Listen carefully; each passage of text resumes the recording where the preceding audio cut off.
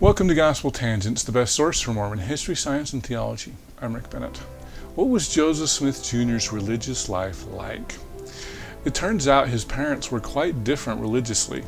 Joseph Sr. was probably what we would call spiritual but not religious, while Lucy was more of a visionary. Which one was Joseph Smith more like? We'll find out more from Dr. Mark Staker. He's the author of Joseph and Lucy Smith's Tunbridge Farm, and we'll talk about the archaeological dig and things that we can find out from archaeology that affect Joseph Smith Jr. as well. So you won't want to miss this episode. Check it out. After we did the primary home site, we had a little bit of time, just a few days, where we wanted to look. We knew, based on the family that owned the property, they told us, yeah, there's another building site here close by, covered by leaves, and nobody had noticed it before. We wanted to figure out what it was. And we knew we couldn't excavate the entire thing, so we did some test trenches that would tell us some things about that building.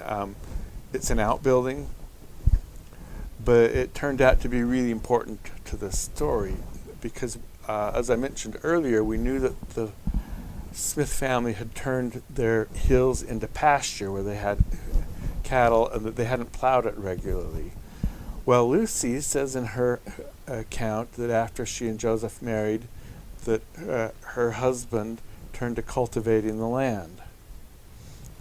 Well, cultivating is not quite the same as plowing, but it sounds pretty similar. So what's going on here? What does she mean by cultivating, maybe weeding it, and growing some crops there?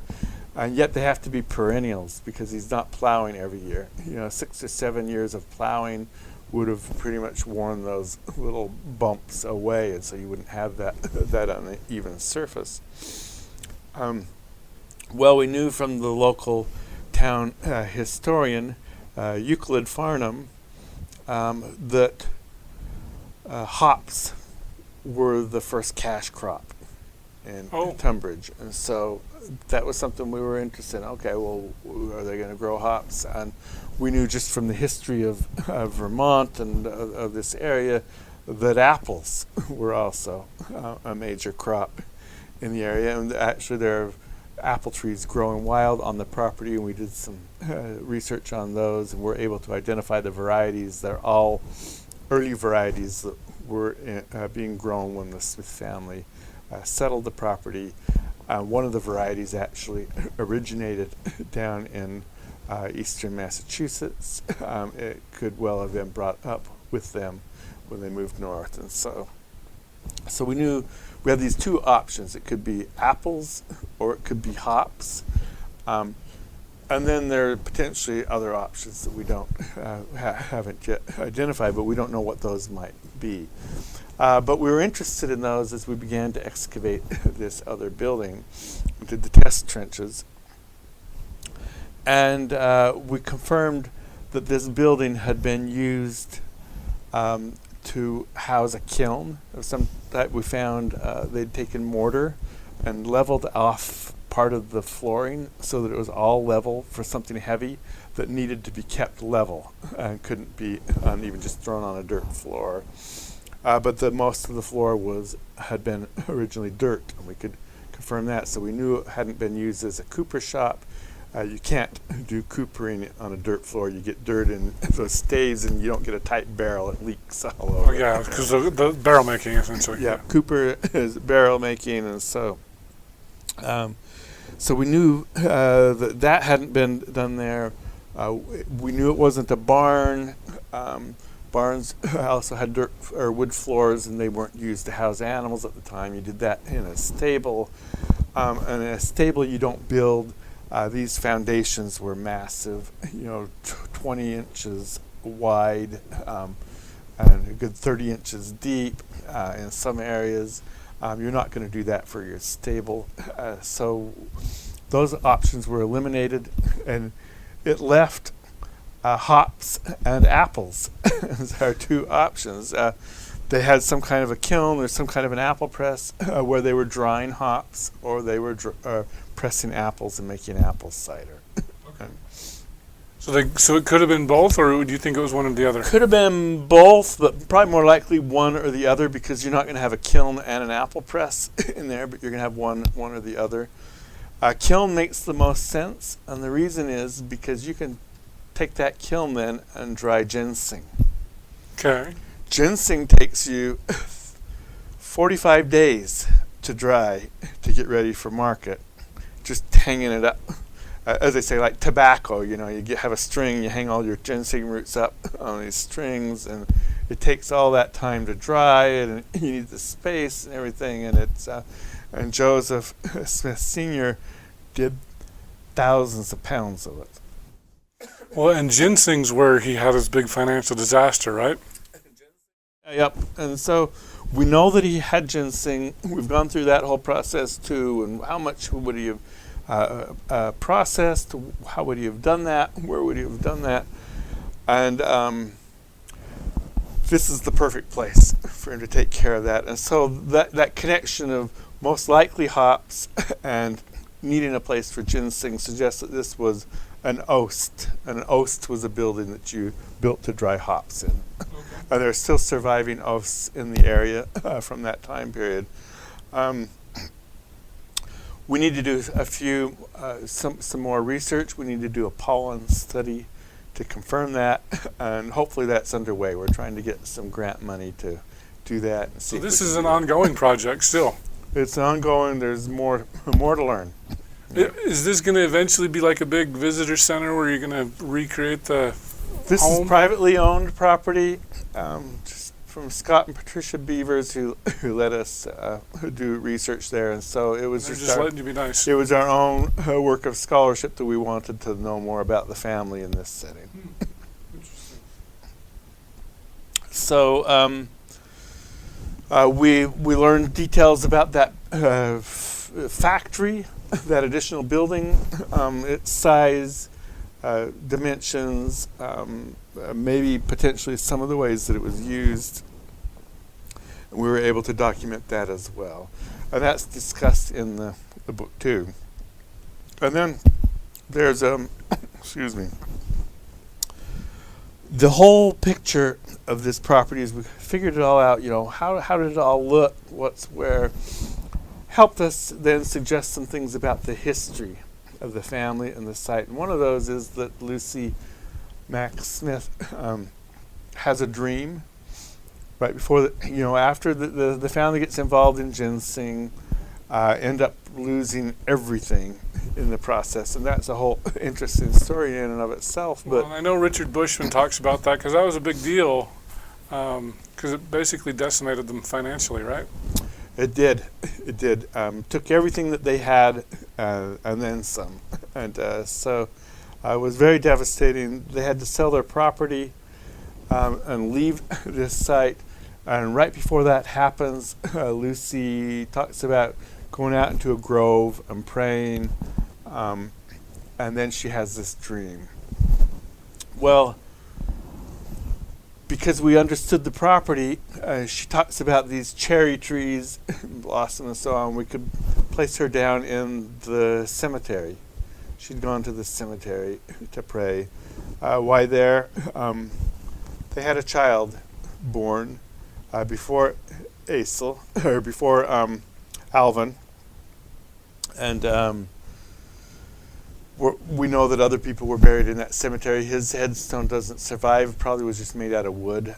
Often they were, made out of wood, and those don't survive. And but she had gone down to the cemetery to pray, probably where her child was buried.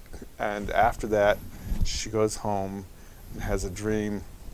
And in that dream, she sees this little valley with a stream and these two trees by it. One's her husband, Joseph Sr., and the other is her brother-in-law, Jesse Smith. Well, if you go to that site, there's still a stream there, a natural spring. The water runs down. It goes down through the cemetery and on down the mountainside. Aren't trees there anymore in the meadow part of it. Those are gone, but you can imagine trees there at one point in time. And Lucy's dreaming about her own little valley, only in symbolic terms of her husband and how he'll respond to the Holy Spirit, and her brother-in-law and how he'll respond to the Holy Spirit. And so she doesn't give all that context, and she's just telling the spiritual aspects of it. But by looking at the site, we were able to place that in a location and actually understand a little bit more about that dream because of that. So the family then sells the property, leave that home behind. They didn't sell it for as much as Lucy remembered them selling it for. The price she gives is for what her father-in-law sold his property for, so she must have kind of, we're talking 40 years later. She's just kind of mixed up some of those details, I suspect. But they sell it. She takes her dowry money. They didn't call it dowry then. It was a bride wealth that they had, and she contributes that to the process. They're able to pay off their loans, and they have to move from the site. The people that they sell the land to don't need their little old log home anymore because they buy other property that has some nice frame homes on them, because everybody is kind of moving from not everybody at that time, everybody moves later, but a lot of people are moving from the site and abandoning their homes, and so they have a pick of the best ones to live in. This other one is abandoned, and as far as we can tell, based on the archaeology, nobody lives in the site after them. We found some artifacts up at higher levels, some farming equipment, a pen used to hold a wagon to the team, and a few other things. And then on the surface of the property there were bottles and 20th century items, but nothing down in the lower area but what we were able to find connected to the family. Do you feel like Indiana Jones? Well, I love the movie, but no, it's not quite as intense as that. I'm actually a cultural anthropologist rather than an archaeologist by academic training. My colleague Don Enders was the archaeologist, but I can say that my field work in cultural anthropology in the Republic of Suriname was very much like Indiana Jones. So this is much more peaceful and less intense. But yeah, well, yeah. So it's interesting there. Can you talk a little bit about the dynamics of the family? It sounds like Lucy was very spiritual, and Asa was, and influenced Joseph Sr. as well to be non-religious. Yeah, they're spiritual, but in very different ways. Lucy grows up. She's part of that great awakening that moves up the Connecticut River Valley. And she comes from kind of the eastern side of the Green Mountains, where that's really going on. She's involved in the revivals there in the area. We can document a lot of revivals up in Chelsea, the township area north of them, out in Randolph, where they end up moving, and other places. And so very much a part of their experience. Joseph goes to those with her, but apparently to appease her more than anything. But he's religious, just in a different context. The family's Universalists, meaning Asa and Mary. The children are all drawn into the Universalist doctrine to a greater or lesser extent. And they are very much seen as heretics there in the area. There's in Randolph Township, there's a church where they bring everybody in, and they have to sign a document saying that they're opposed to the Universalists and will have nothing to do with them. Who signed it? Members of the congregation. There's the Congregationalists. So Lucy was a Congregationalist, is that right? Lucy is a Congregationalist. Here in Tunbridge, the Congregationalists and the Presbyterians meet together. Out in Palmyra, they do the same thing. She eventually becomes part of the Presbyterian, but it's the same thing that she's grown up with. They're kind of a combined community. The Universalists, Asa and Mary, appear to be involved in the Universalists before they even come to Vermont. The gentleman that helps them move to Vermont, he's from a Universalist congregation, but he doesn't live in their township. And so you wonder, well, how did they meet him if he weren't part of their religious denomination, that they were involved in all that? Excuse me. So, but there are other things that suggest that they're Universalists early. The very first meeting that Joseph Sr. and his brother Jesse go to in the township before their families even moved north, that's the meeting where there's this big controversy over not everybody wants to support the main church in town, and that some people have different religious perspectives, and so it all kind of falls apart at that first meeting that they go to. The main church in town was a Universalist church? The Congregationalist church there in Tunbridge. And they're going to build a new church building, and they're talking about that in the township meeting, and that's the meeting that Joseph Sr. and Jesse go to, where people all of a sudden start saying, I'm not going to support that. And eventually they work it out to where the Universalists can meet in the building too. And so Asel and Mary and the sons, they have seats in the building, and historians have assumed that, well, that means that they were Congregationalists. They became Universalists later.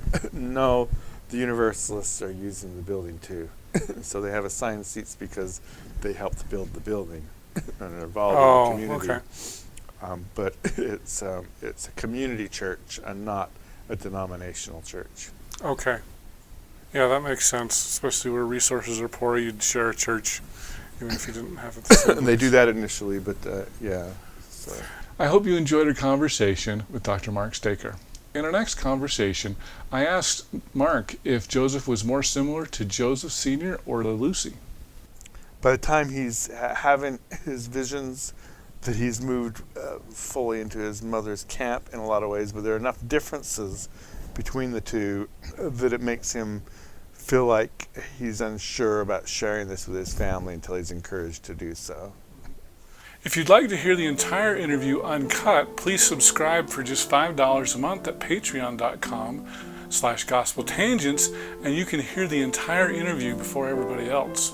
If you'd like to watch the entire video for just $8 a month, you can either subscribe on YouTube, Patreon, or my website, gospeltangents.com.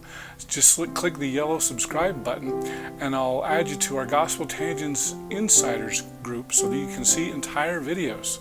For those interested in a PDF transcript, you can subscribe at either Patreon or on my website. For just $10 a month, I'll send you a PDF as soon as it's complete. If you'd like a copy of the paperback as well as a PDF, just sign up for $20 a month at either Patreon or my website, gospeltangents.com. Of course, you can buy individual transcripts at Amazon.com and just do a search for Gospel Tangents interview, and you can see all the things that we have there. Don't forget to support Gospel Tangents with an awesome t-shirt like one of these. You can subscribe at Apple Podcasts at tinyurl.com/gospeltangents. Get our latest updates at facebook.com/gospeltangents. Also, you can get our Twitter updates at Gospel Tangents. Click here to subscribe, here for a transcript, and over here we've got more of our great videos. Thanks again.